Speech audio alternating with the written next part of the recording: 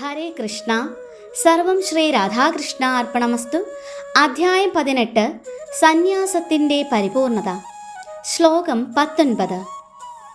ജ്ഞാനം കർമ്മ ച കർത്താ ച ത്രിധൈവ ഗുണഭേദതഃ പ്രോച്യത്തെ ഗുണസംഖ്യാനി യഥാവത് ശൃണുതാന്യപി. വിവർത്തനം.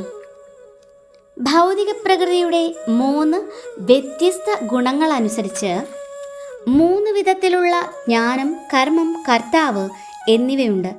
അവയെപ്പറ്റി ഇനി കേൾക്കൂ. ഭാവാർത്ഥം.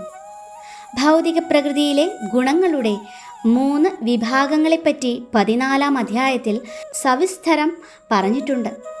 സത്വഗുണം തേജസ്കരവും, രജോ ഗുണം ഭൗതിക പ്രധാനവും, തമോ ഗുണം വിമുഖത, മന്ദത എന്നിവയും ഉണ്ടാക്കുന്നതുമാണ്.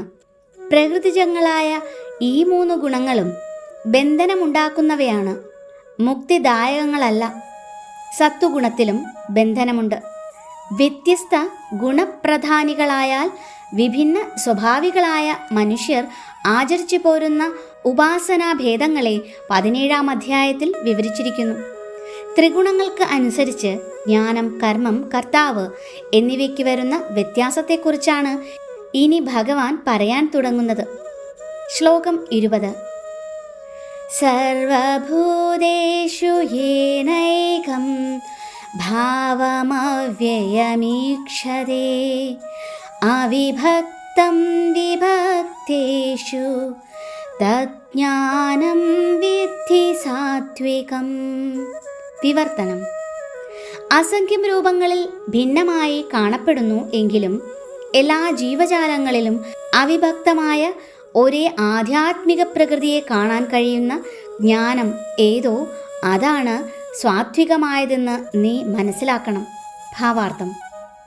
ദേവനാകട്ടെ മനുഷ്യനാകട്ടെ പക്ഷിമൃഗങ്ങളോ ജലജന്തുക്കളോ വെറും സസ്യങ്ങളോ ആകട്ടെ, സർവ്വജീവികളിലും ഒരേ ജീവാത്മാവിനെ കാണാൻ കഴിയുന്ന വ്യക്തിക്ക് സാത്വിക ജ്ഞാനമുണ്ട്.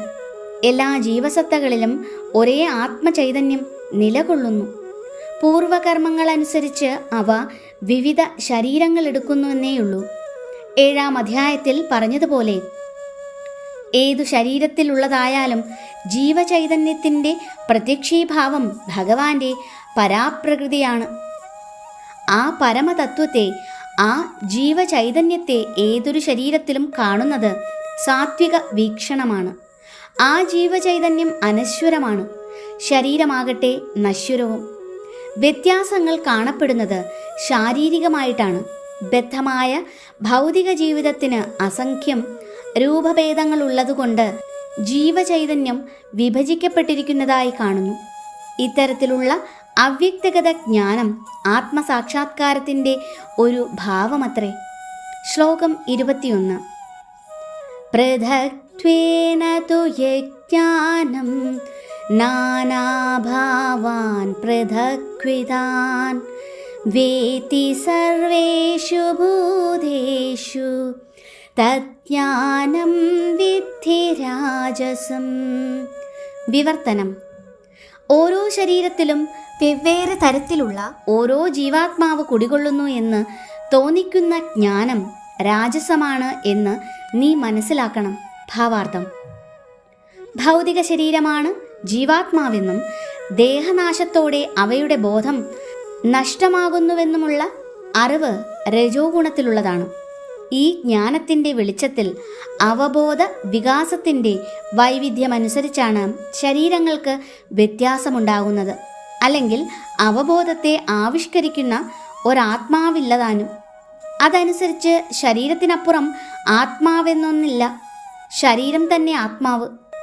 ആ അറിവനുസരിച്ച് അവബോധം താത്കാലികമാണ്. മറ്റൊരു വിധത്തിലും പറയപ്പെടുന്നു, സർവജ്ഞനും സർവവ്യാപിയുമായൊരാത്മാവുണ്ട്. വെവ്വേറെ ജീവാത്മാക്കളില്ല. ക്ഷണികമായ ഒരു അജ്ഞാനത്തിൻ്റെ പ്രത്യക്ഷീഭാവമാണ് ശരീരം. അതിനപ്പുറം ജീവാത്മാവോ പരമാത്മാവോ ഇല്ല. രജോ ഗുണത്തിൽ നിന്നുദിക്കുന്ന സിദ്ധാന്തങ്ങളാണ് ഇവയെല്ലാം. ഹരേ കൃഷ്ണ. സർവം ശ്രീ രാധാകൃഷ്ണ അർപ്പണമസ്തു.